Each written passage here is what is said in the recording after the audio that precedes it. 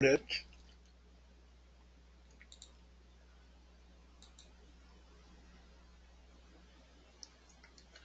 Okay, this is the last of the six classes in the hair analysis training, and this deals with statistics and measurements applied to understanding hair mineral analysis as a laboratory test. Every test has certain statistics and measurement characteristics, and it's important to understand at least some of the basics when you're looking at interpreting hair mineral patterns.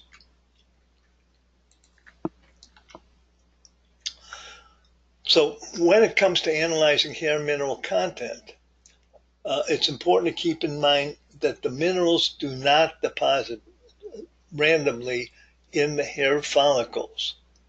They deposit in very distinct patterns. And when we look at a comparison of hair mineral test results from labs use the same methodologies like ARL and TEI, the hair mineral measurements are highly accurate and reproducible. The correlation from the data that were reported in the 2001 JAMA article attacking hair analysis for being inaccurate, when you look at the ARL and TEI numbers, which we'll see later on in more detail, they came up with a correlation of 0.999, which is virtually a perfect correlation and perfectly comparable results.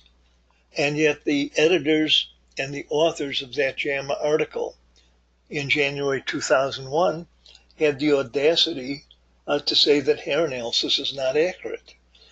For one thing, they get confused between the accuracy of a test and its validity. We'll get into those characteristics later on in this slide program. So Eck and Watson, their basic research on hair analysis clearly showed distinctive mineral patterns have been identified by them. The fast metabolism, or fast oxidizer, reflects intense stress with a high sodium level. And slow metabolism, with the very low sodium and potassium, reflect the stress burnout. Balanced metabolism is more of an ideal mineral pattern, but the closer people get to a balanced metabolic type mineral pattern, usually the more resilience they have in their system for handling stress.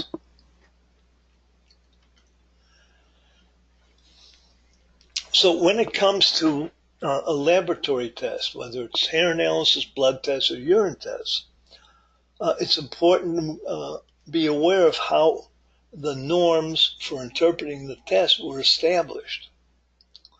And labs simply assume that most individuals who may be included in a sample for the establishment of norms or ideal levels are in good health and have an optimal balance of minerals to reflect normal levels and ratios of nutrient minerals.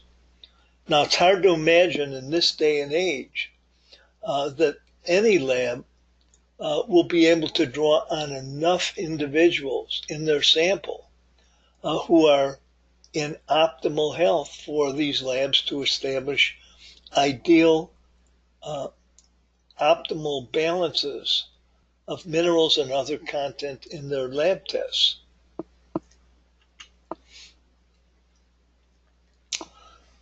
So let's take a look at some of the possible early indications of mineral imbalances.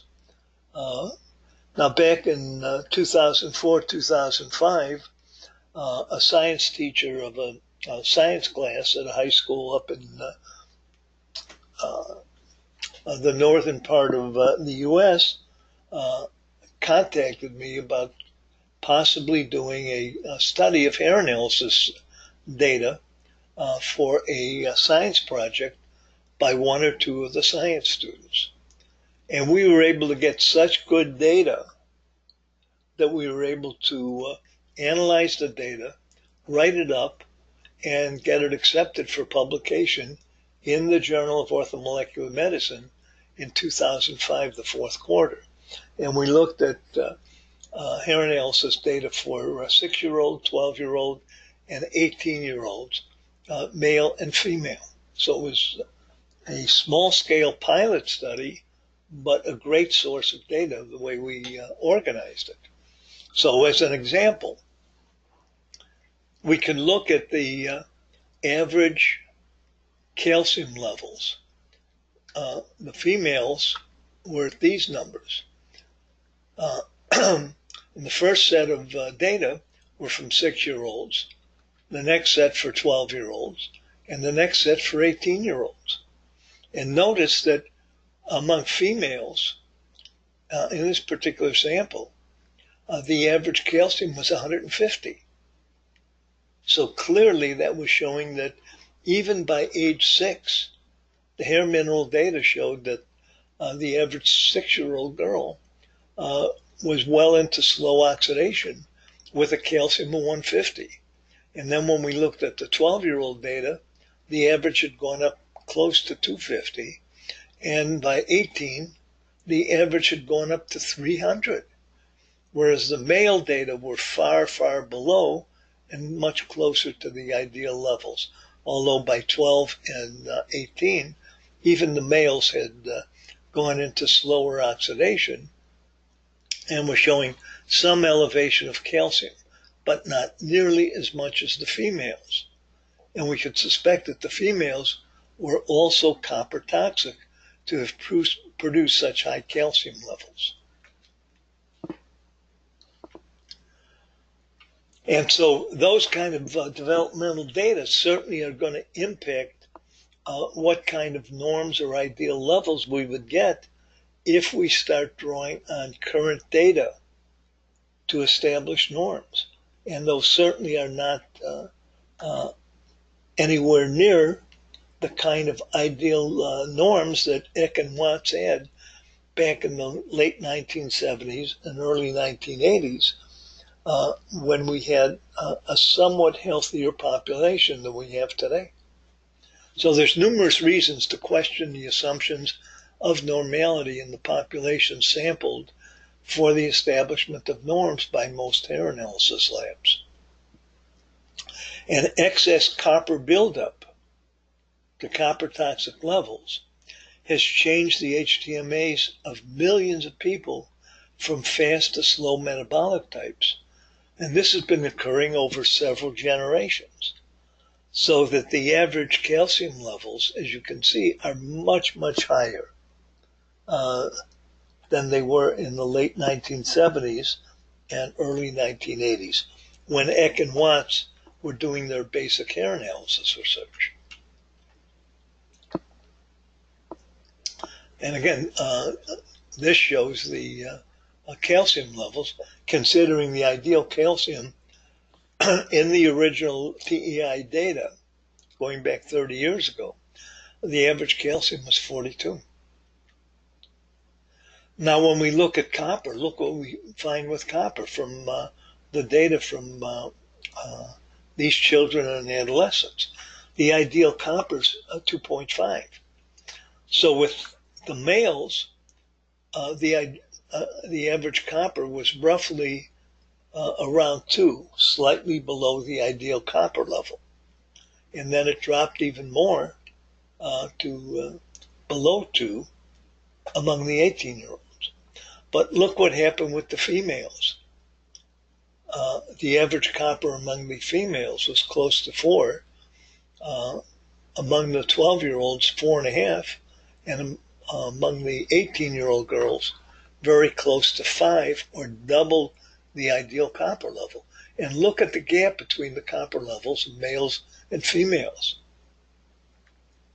So clearly, by inspection at each age level, the female copper level is substantially higher than the male copper level. So the females are all reflecting copper toxicity, even in a small sample that we used for this pilot study. And the difference between male and female copper levels increases with age. And at age 18, the difference is also statistically significant, as well as clinical significant differences at age 6 and age 12. So Having data like these, you have to be very cautious in going into current databases to try to establish biologically meaningful ideal levels and ratios. So other factors that affect the HTMA norms, given the nature of our food sources today and the processing of foods, it seems highly unlikely that enough nutrients remain in the foods we eat to continuously supply and maintain optimal nutrient mineral levels. And Dr. Watts has pointed out that even if you have organic foods grown in good soils with good nutrient content, there's going to be inherently a certain natural variability, even in foods, in regard to their nutrient content. But our soils tend to be more and more depleted and depend on artificial fertilizers. And when we consider GMOs and glyphosate, which is a powerful weed killer and chelator of minerals, they've been exacerbating our food problems for years, chelating minerals. And when you eat these kinds of foods, especially with glyphosate, that can have a powerful chelating effect on the mineral content within our bodies and minds. So basically, recent HTMA norms can be considered to be based on an unhealthy population, partly because so many people today have a tendency to make poor choices of foods and tend to favor junk foods with empty calories. All you got to do is look at the carts and baskets in a supermarket of what people have piled up in their carts. Also, the lack of clear labeling of GMO factors in foods has a powerful effect. So GMOs means poisoning with glyphosate, a powerful mineral chelator. And so today, approximately 80% of the population are copper toxic slow oxidizers, meaning that they have these high calcium levels, which reflect soft tissue calcification.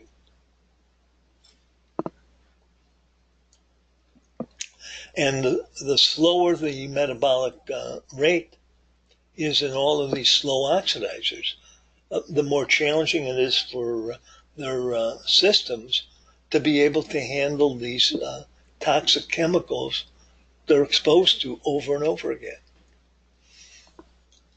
So the extensive use of prescribed and over-the-counter drugs and medications are likely to contribute to disturbances in mineral balances.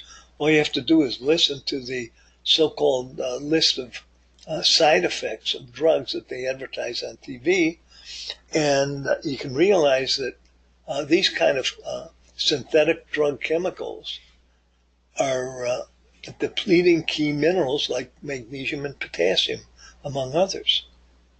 Also, vaccines and viral infections may put a person in severe slow oxidation, especially if they're already copper toxic and in slow oxidation. Their slow oxidizer patterns get worse and worse. And then the use of drugs, smoking, and addictive substances such as coffee and alcohol add to the problem.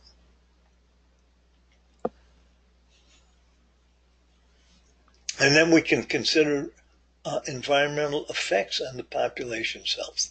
The excess of refined carbohydrate and white sugar consumption also tends to undermine the essential nutrient mineral balances in a large segment of the population, especially depleting magnesium, the more sugar and refined carbohydrate is ingested.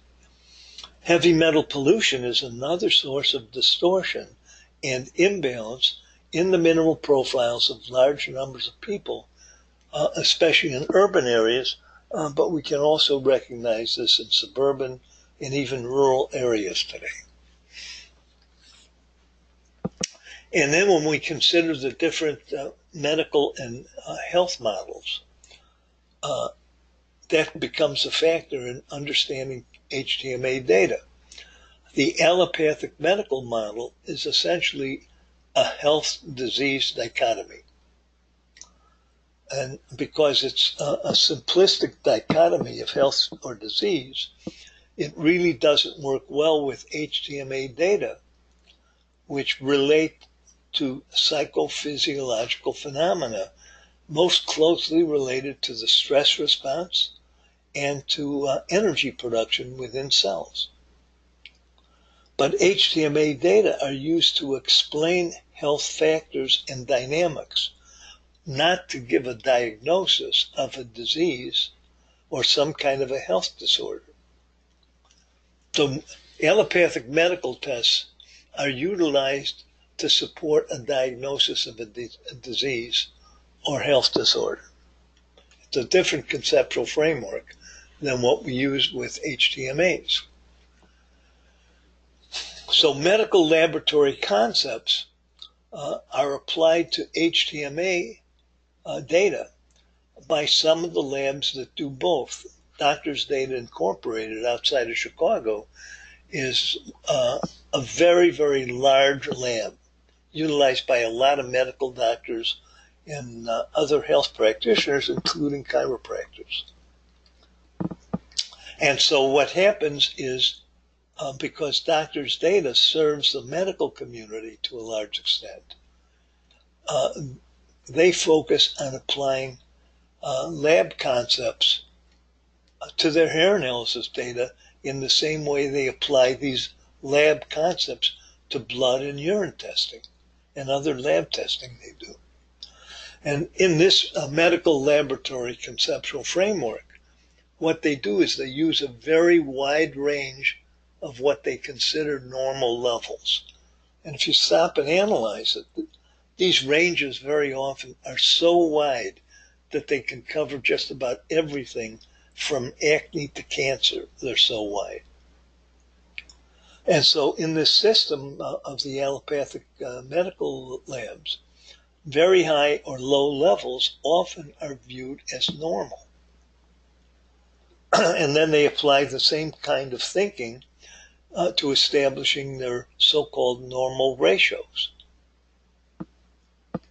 And very high or low ratios then are viewed as normal by these medically oriented labs. And basically, ARL and TEI specialize in hair mineral analysis. And that's why they use very, very specific levels for the ideal mineral levels and very specific ideal ratios. And that forms the basis for much more meaningful interpretation of the HTMA data when we use the systems of ARL or TEI.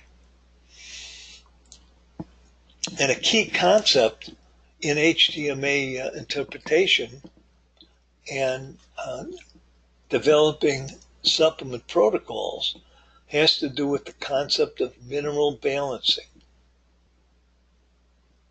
Because Eck and Watts found that balanced minerals, very close to the ideals, seem to be related to the most healthy functioning of healthy individuals.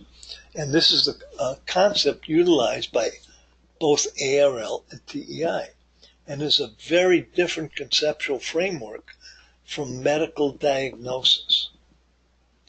And I caution my HTMA students that if you are not a licensed medically trained practitioner, be very careful not to attempt to diagnose with the HTMA.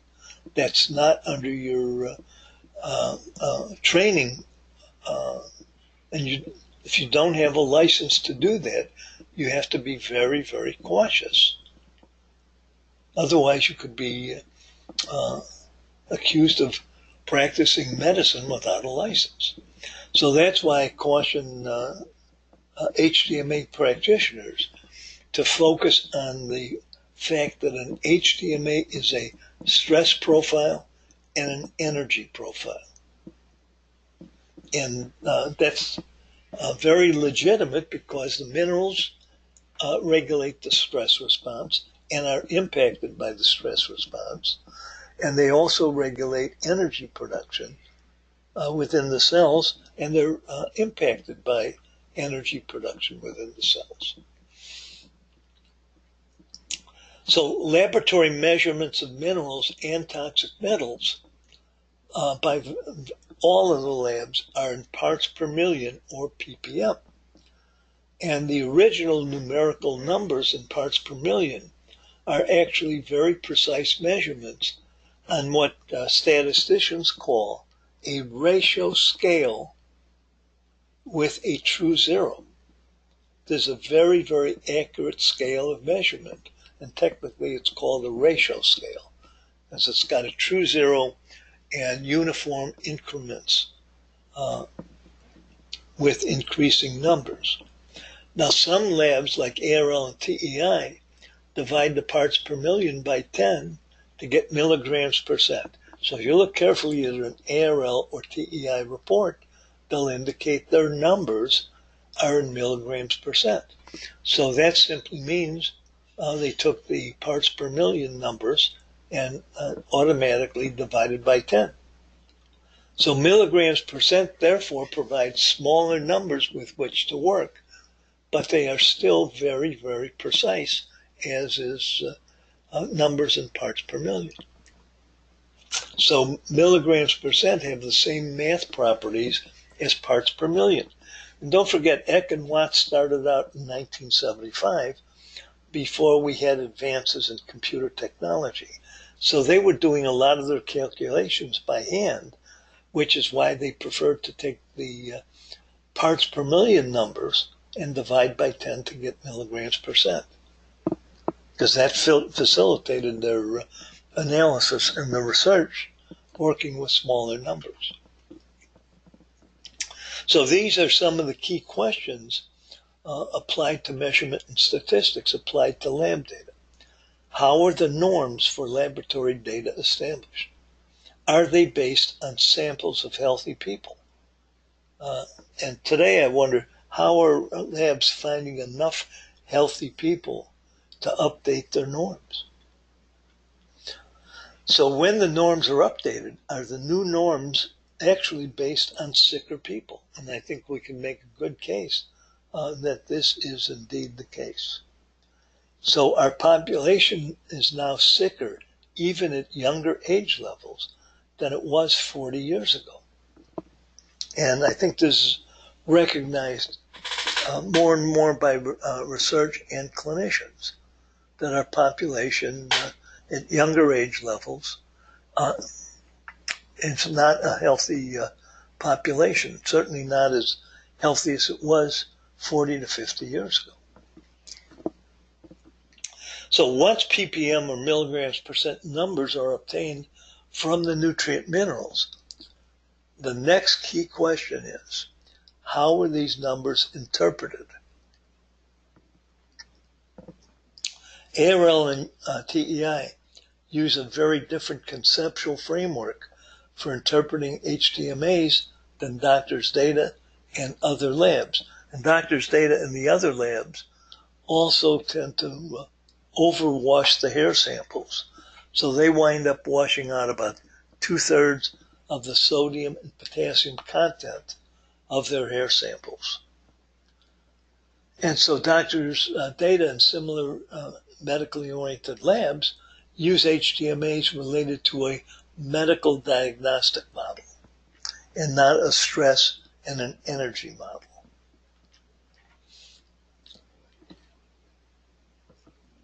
So the medical lab procedures actually generate norms for interpretation of the lab data. And basically their interpretation system has to do with establishing very wide ranges for each of the minerals or toxic metals that they measure, and then determining with this wide range whether a particular individual's mineral falls within or outside of what the medical lab calls the normal range. And they do this by applying certain statistical properties. In statistics and measurement, the term mean is synonymous with average or the central tendency under a normal curve. And we'll see an illustration of that in a moment. And another key concept and statistical property has to do with the standard deviation, or how much variation there is above and below the average. And the standard deviation can reflect a high level of a nutrient mineral if it's above the average, or a low level of a nutrient mineral if it's below the average. And this is the way it would appear. The average under the normal curve would be at this point, at the peak of the normal curve. And then as you go more and more above average, you get fewer and fewer cases occurring under the curve. And if you go below average, the same thing occurs. And this is where the standard deviation comes in. The standard deviation measures how much variability there is above the average. The average is at the peak here. And how much variation there is below the average. And this normal curve illustration is from an illustration of IQ scores. And the average IQ on the intelligence test is 100. And the standard deviation is 15 points, above or below. So an IQ of 115 is clearly above the average, and a standard deviation below is 85. And then going even further from the average, 2 standard deviations is 130 IQ. This is getting into the gifted range. And 145, 3 standard deviations is very rare. So notice the further you go out from the average by standard deviations,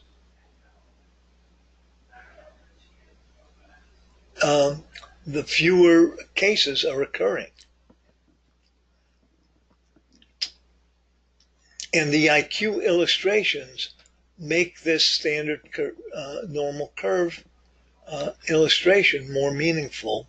And you can still apply it to hair analysis data.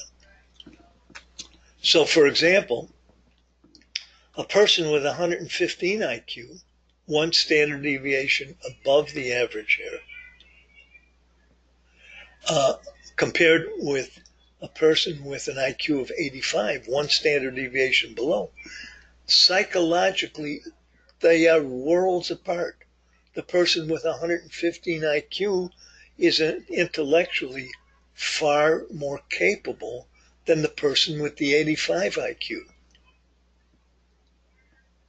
And if we go out to 2 standard deviations, above or below, the difference between a person with 130 IQ in the very gifted range compared to somebody in the 70 IQ range out here, 2 standard deviations below, that's such a world of difference. There is absolutely no comparison in the mental and intellectual functioning and learning ability of a person plus 2 standard deviations IQ out here compared to minus 2 standard deviations out here. And this helps to explain some of the limitations of using this normal curve model for lab data like HTMAs. And we'll see some illustrations of that in a few moments. So basically, medical lab data, blood tests and urine tests primarily, are used to support a medical diagnosis.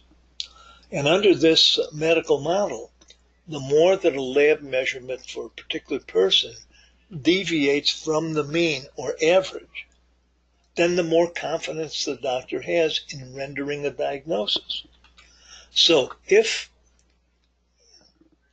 if something in the blood or urine is way out here plus 2 standard deviations or more, or minus 2 standard deviations or more, these are very, very rare amounts here. But the more that the measurement in a blood test or urine test falls way out here, plus or minus 2 standard deviations, that gives a medical doctor much more confidence of rendering a diagnosis, because then what they're seeing is a laboratory measurement that is very unusual. It's way beyond the average or the norm.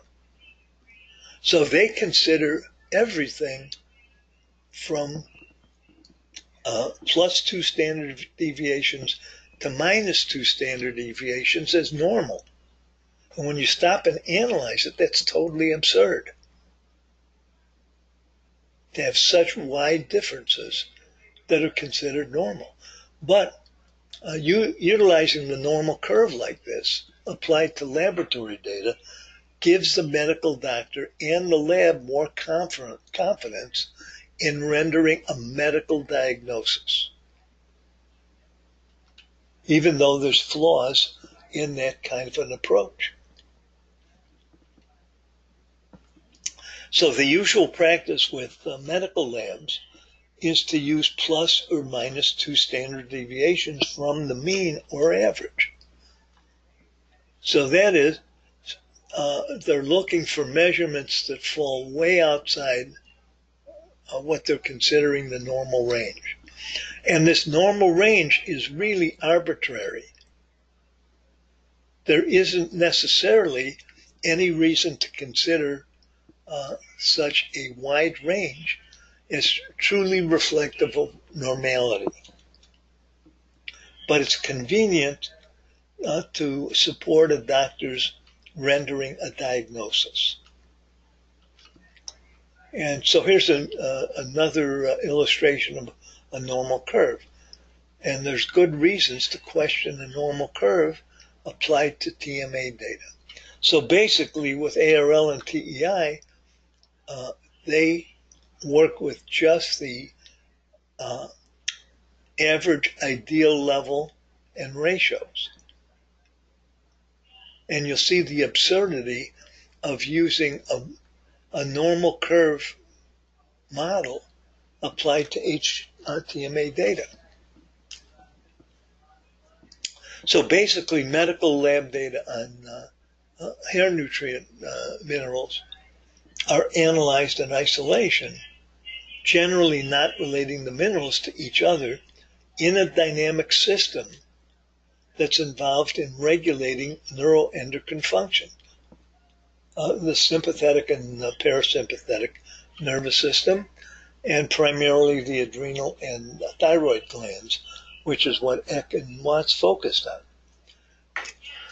And Eck and Watts focused on the patterns of interrelated biochemical components that are typically not used by medically oriented labs such as DDI. Now, DDI technically is very, very good with their equipment and their chemists. They can take hair samples and they can do a very accurate job of measuring the mineral content using the methods that they have selected, which essentially is a heavy washing of the hair. And they'll get very accurate mineral analyses using their methodology. But generally, they don't look at the overall pattern of minerals to relate one mineral biochemical component with another as parts of a dynamic metabolic system that changes over time. So when you look at hair mineral data from DDI, their measurements are very accurate except for sodium and potassium. They're going to be about 2/3 lower than ARLs and TEIs. But using their methodologies, they're still very competent. So what Eck and Watts were able to determine was that changes in the HTMA mineral patterns reflect changes in a person's health function. And they saw this over and over and over again in their research. So medical labs like DDI don't seem to appreciate what a powerful lab tool they have with HTMA data that relates to stress and energy production in cells. So they're basically missing the nutrient mineral mind body connection. And also they don't readily see HTMA as a psychological stress tool as well as a physiological tool. And they don't readily relate the mineral analyses to glucose metabolism and energy production. So when we step back and look at the situation, we can see that marketing of HTMAs tends to limit the medically oriented labs, because if they would broaden their perspective and adapt the conceptual framework of Eck and Watts for interpreting HTMAs, they would have to acknowledge the genius of Eck and Watts in developing an advanced conceptual framework for understanding HTMA data and mineral patterns. So DDI and other labs then would have to admit that they've been far behind ARL and TEI in what they've offered with HTMA for at least the past 37 to 40 years or more.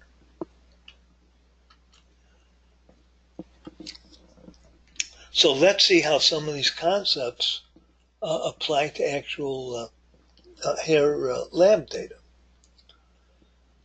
So for example, when would a high magnesium level not actually be high? Well, we know that stress depletes magnesium and triggers a magnesium loss. So in a mineral pattern like this with a very high sodium to low potassium stress ratio, you can expect that magnesium is going to be lost in large quantities. So it may temporarily show up with much of the lost magnesium being excreted through the hair and then reported in the hair analysis as an elevated magnesium. So does this graph show a truly high magnesium level, or does it show a magnesium loss pattern with stress? That's a huge issue.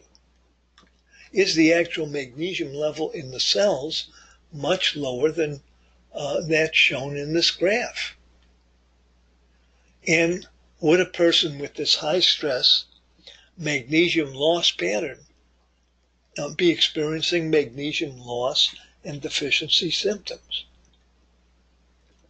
Now, these medically oriented labs have no way to account for this, the way they report their data. But with the stress and energy perspective in Eck and Watts' approach to HTMAs, then instead of having a low cal-mag ratio and assuming that calcium is deficient relative to magnesium, if the person's got magnesium deficiency symptoms related to the magnesium loss under stress, then instead of having a low cal-mag ratio, you actually have a high calcium, low magnesium ratio. And usually that will show up in a retest once the loss is settled. So the concept of a normal range is used by the medically oriented labs to interpret their lab data. So if a person's lab measurement falls within this so-called normal range, which is usually quite wide, then the lab measurement is viewed as normal. And if the measurement falls outside of the normal range, then they consider it abnormal. And this conceptual framework is used by medically oriented labs to help support medical diagnosis when an abnormal measurement with this statistical framework falls outside the so-called normal range. Then they use that to support a diagnosis. And again, this is an illustration of that. So how would these labs meaningfully interpret these types of lab results when you have a high stress profile, as in the one above, and a resulting low Cal-Mag ratio when there's a high sodium-potassium ratio indicating intense stress and a possible magnesium loss? The medically oriented labs don't have a conceptual framework for addressing these kind of issues. Same thing with a copper dump and a temporary sodium-potassium inversion. When the copper dump triggers a loss of potassium that temporarily shows high in the hair analysis. How do they deal with a pseudo-NH2K inversion with a high copper? They don't have the conceptual framework. And even ARL doesn't have an adequate conceptual framework to deal with these because they're rarely considering some elevated minerals to be losses and therefore excretions through the hair, affecting the ratios. So let's take another view of minerals. Let's say that a person's calcium level is reported to be 50 milligrams percent, utilizing ARL and TEI's milligrams percent. This would be 500 parts per million.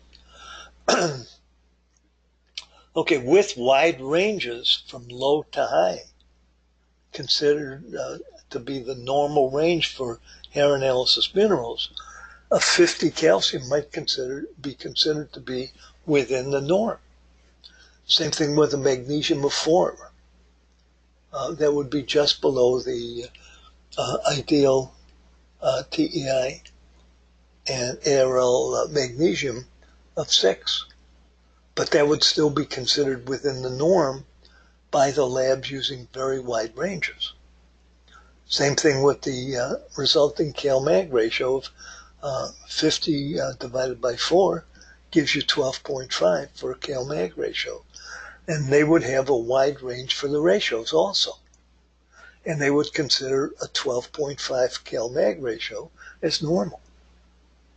Now when we look specifically at the DDI range on their reports for calcium to magnesium, the low end of their so-called normal range for the ratios is 5:1, going all the way up to 15:1. So that's why this kind of Cal-Mag ratio would be considered normal in the DDI reporting system. Clinically, that's absurd. So by having such wide ranges, they come up with absurd interpretations. Also, grouping related minerals in a graph helps with the interpretation of the lab results. When you can look at calcium to magnesium, sodium and magnesium, sodium and potassium, and the other ratios. When the grouping of the minerals is correctly done, just at a glance, you can see what's going on with the person's mineral system. So again, coming back to the illustration from before, considering the value of using very precise normal levels and ideals in the hair TMA for levels and ratios. Okay, so TEI uses 42 as the ideal calcium. So 50 would be above the ideal level. 6 for magnesium, well, a magnesium of 4 is below the ideal level. And the ideal ratio is 7:1, 42:6. Therefore, a Cal-Mag ratio of 12.5 is almost 2 times higher than the ideal 7-to-1 ratio. And that would reflect a relative deficiency of magnesium. And you can see that clearly in this graph. Magnesium is clearly far below the calcium level. So you would look for magnesium deficiency symptoms and consider magnesium deficiency health risk, especially if there's also a high sodium to a low potassium reflecting intense stress. So this is a good illustration of a major difference between ARL and TEI on the one hand, and the medically oriented labs also doing HTMAs.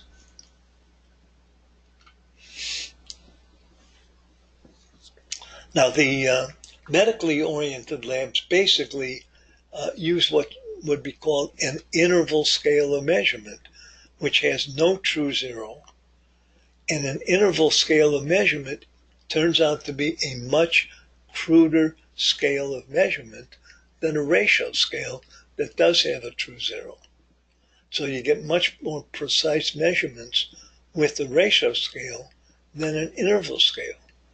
And so the medically oriented labs that use very wide ranges for their norms would be interpreting lab results as either high or above average, or falling within the average range, which turns out to be very, very wide, or some results being below average. So when you interpret lab data in terms of high, average, and low, that's an interval scale of measurement that is much cruder than a ratio scale that's a much more precise way of measuring. And that has huge implications for understanding HTMA data.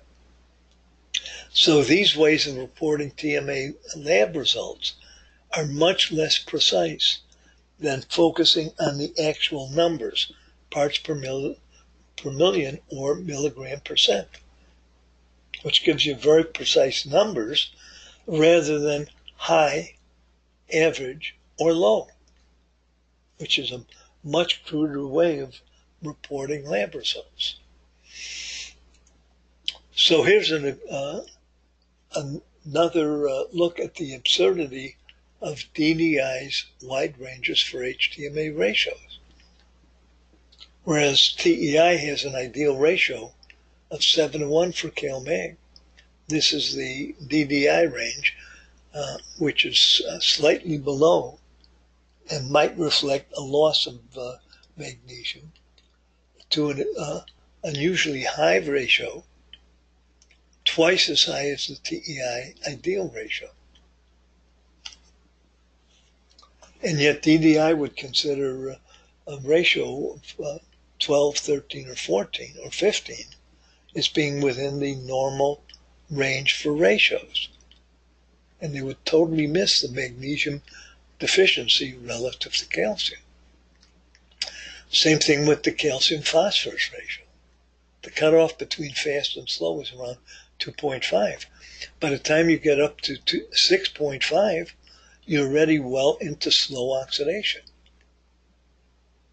Same thing with stress. DDI would consider a significant sodium potassium inversion going all the way down to 0.8 as normal. But then you would have to figure out, is it a true Na to K inversion or a potassium loss pseudo-inversion? They have no basis with their way of reporting to address those significant clinical issues. And then by the time you're up to 4-to-1, you're getting into a range where the person is experiencing much more stress. And then the same principles apply to the zinc-copper ratio. The lower zinc-copper ratio reflects copper toxicity, and the higher ratio reflects excess zinc and a copper deficiency.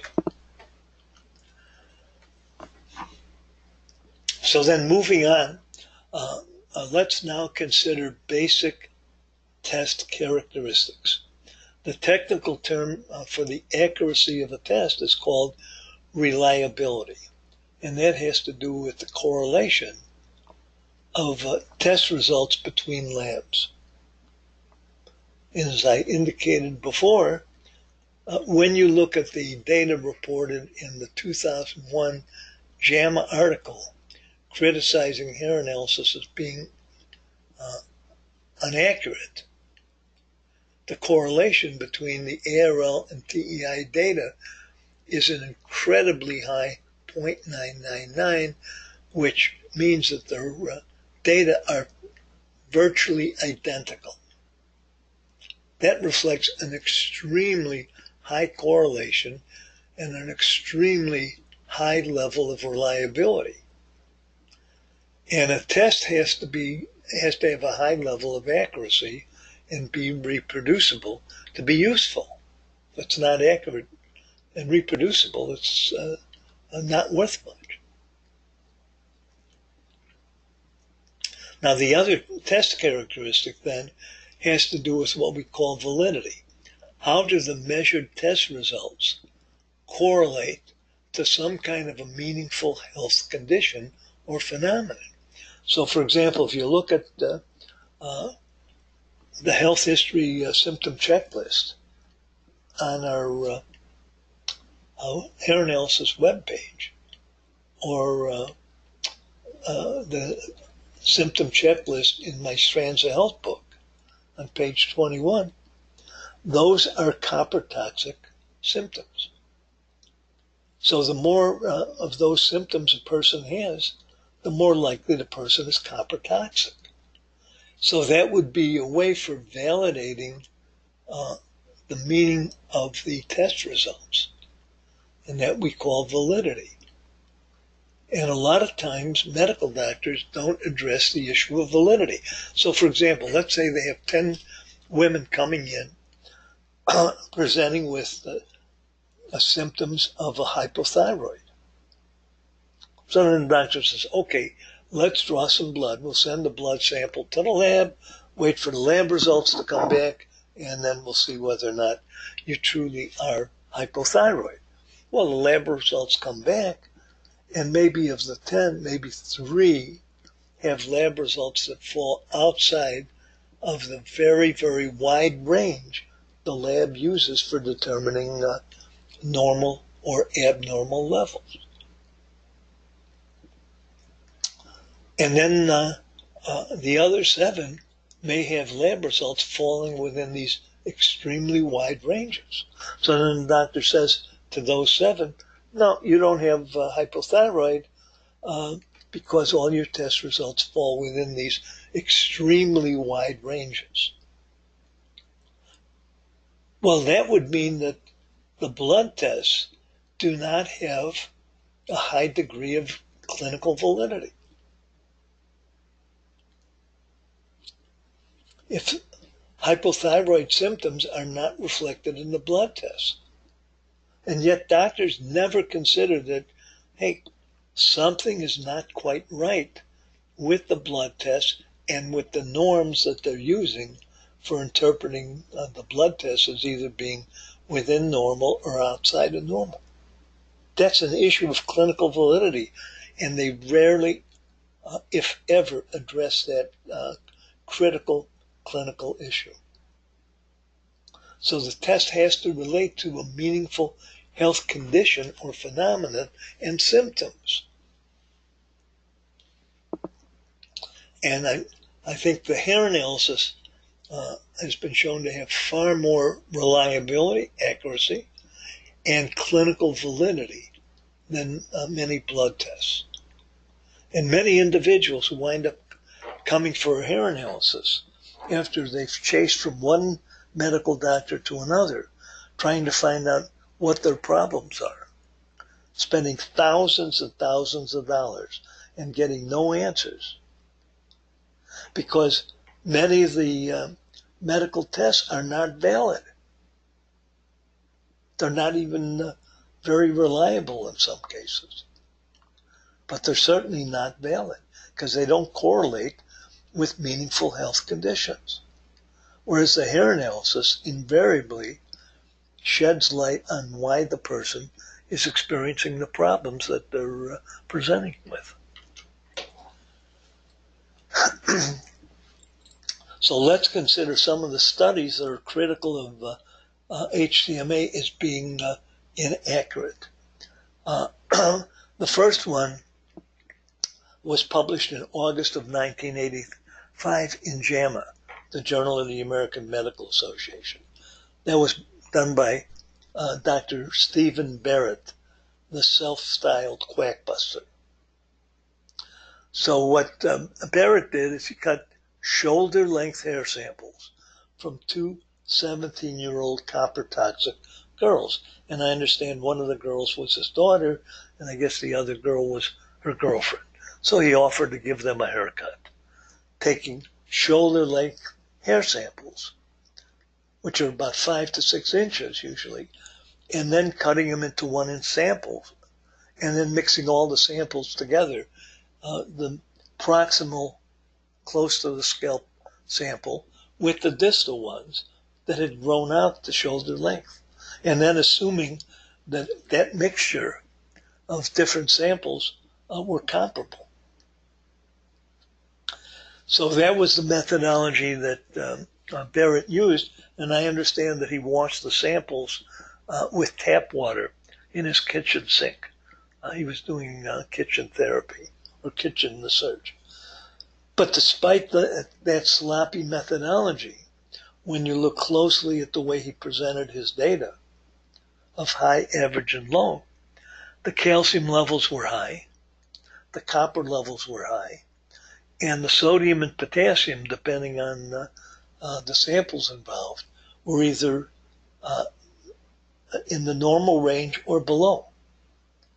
So clearly, Barrett had found copper toxicity, slow oxidation in these two 17-year-old girls' hair samples. But he didn't know what he was looking at, so he just had some statisticians play around with statistics, and he jumped to the conclusion that hair analysis is not accurate. And he had that published in JAMA in 1985. And that publication was accompanied by a major press release. And the print media and TV and radio picked up on that press release. And the criticism of hair analysis as being inaccurate and a scam went out all over the country to both medical professionals and to the public.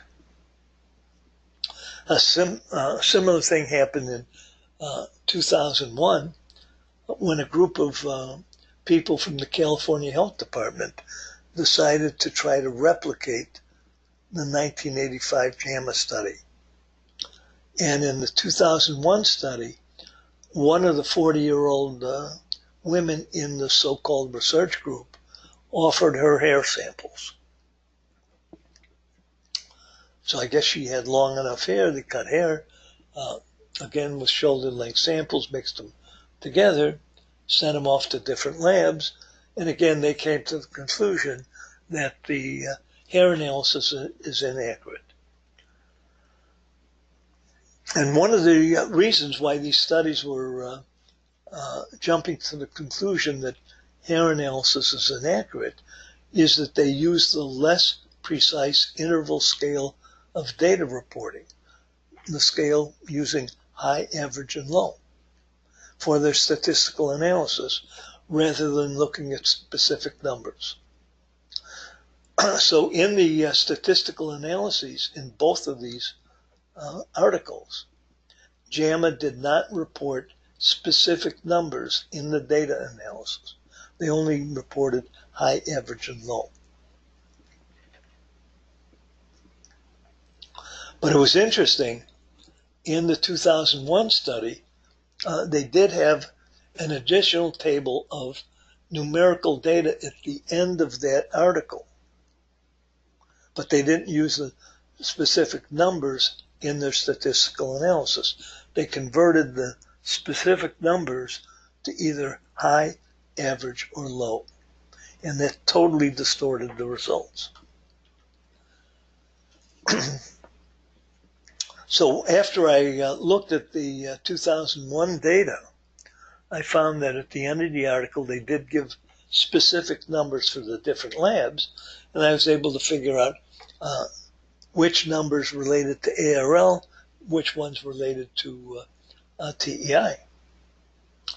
So it's important for us to be aware of comparing hair TMA results from labs that extensively wash the hair samples, like DDI and other medical labs, because the sodium and potassium levels will be lowered by about 2/3 with their wash procedure.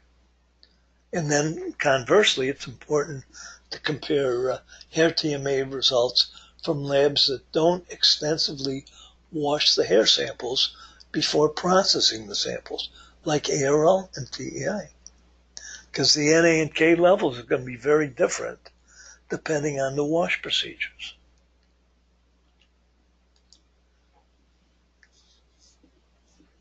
And so there'll be important implications for assessing adrenal and thyroid activity if you're washing out sodium and potassium to a far greater extent than ARL and TEI do. So that will have implications for ratios involving sodium and potassium, namely the sodium-magnesium ratio and the calcium-potassium ratio.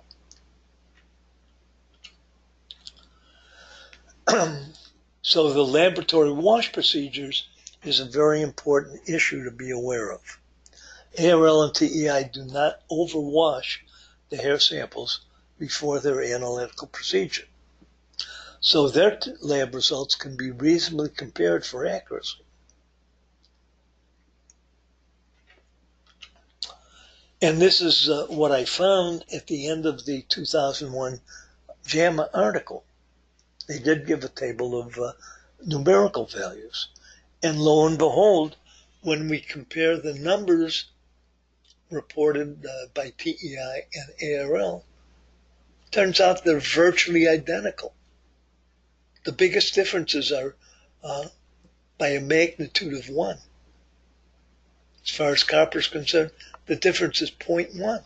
That's absolutely negligible. Same thing with chromium. Otherwise, the numbers are extremely close to each other between the two labs. And yet the authors of the JAMA article in 2001 had the audacity to attack hair analysis as being inaccurate.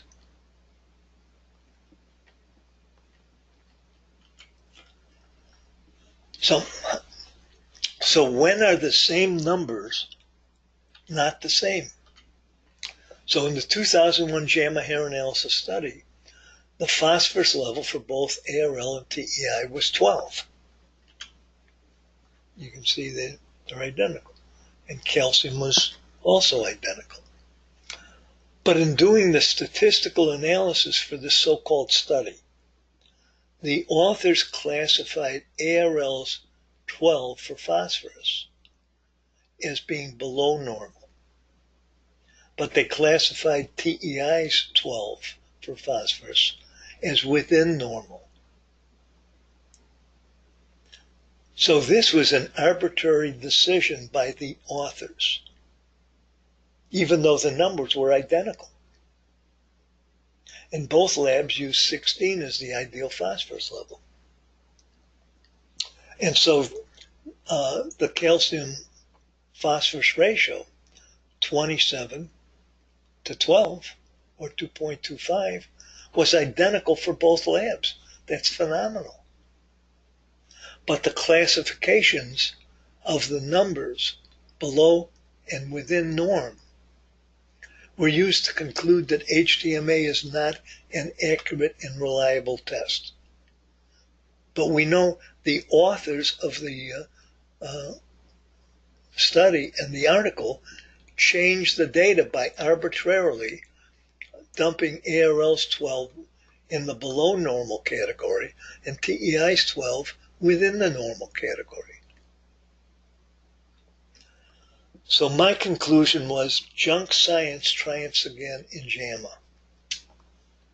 And this is how they attack hair analysis, with this kind of arbitrary manipulation of the data. When the data show an incredible degree of accuracy. This is what yields a 0.999 correlation between these two sets of data. 0.999 means the data are virtually identical.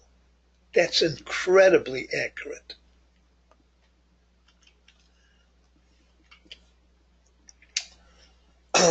Now, when it comes to statistical versus clinical significance, back in 1994, Dr. Abram Hoffer, who is the editor-in-chief of the Journal of Orthomolecular Medicine, in which I've published several of my articles, he was doing an analysis of a study on lung cancer in smokers in Finland who were given beta-carotene and those who weren't.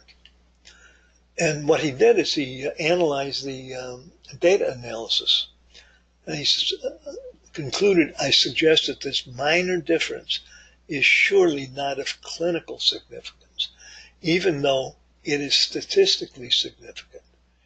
In this statistically sophisticated study, dividing 3.26 by 2.76 yields the much larger number of 18%, which appears enormous and will be the only figure the unwary reader will remember, and probably the only figure which will be used by the popular press. So with large sample sizes such as these, a small minor variation becomes fully blown up to a major finding. And this goes on all the time in medical and health research. And Hoffer was a very, very astute clinician and researcher, and of course editor of articles in the journal. So Hoffer concluded sometimes statistical significance is meaningless, but sometimes clinical significance may not show statistical significance. In my study of HDMA data with the calcium and copper data, there were very, very few statistically significant differences between the mineral levels of boys and girls. But the clinical significance was quite evident when you compared the average levels for calcium, copper, and some of the other minerals to the ideal mineral levels.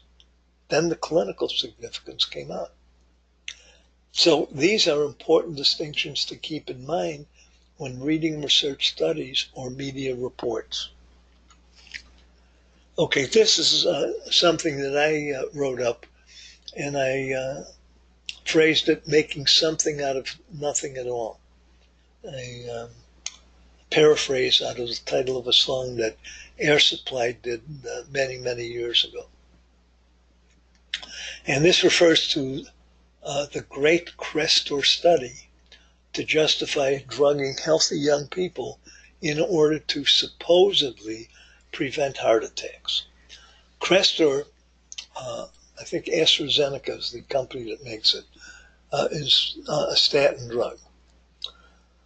So they did this study giving Crestor to a sample of young, healthy people. And they came to the conclusion that Crestor appears to reduce heart attack risks by 55%. Wow. Isn't that impressive? Well, how did they arrive at that? Well, in the placebo group that did not get Crestor, the incident rate for heart attacks in these young people was 0.38%. An expected extremely low rate of heart attacks in healthy young people. That's what you would expect, well below even 1%. In the Crestor group, the incident rate of heart attacks was 0.17%. Again, that's what you would expect in a group of healthy young people. So the difference is 0.17 subtracted from 0.38, which gives you a difference of 0.21. So then if you take 0.21 and divide it by the placebo group incident rate, you get 0.55. And then if you multiply 0.55 by 100, this minute, extremely small difference balloons up to 55%. Then you submit this study to the FDA for approval.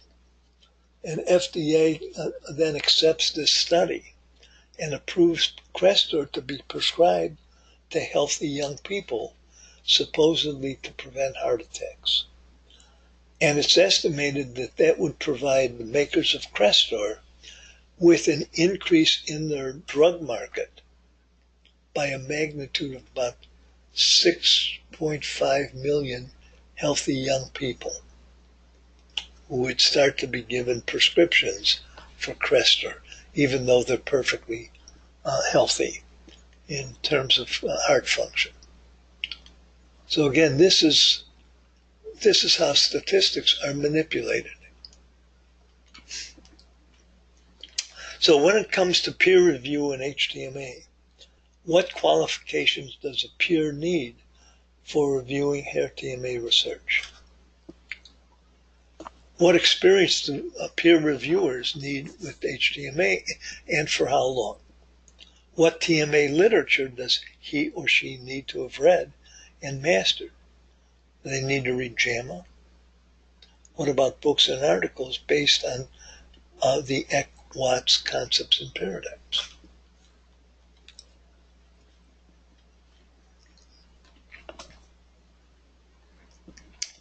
Okay, so I think we will pull this together now. Do you have any questions at this point?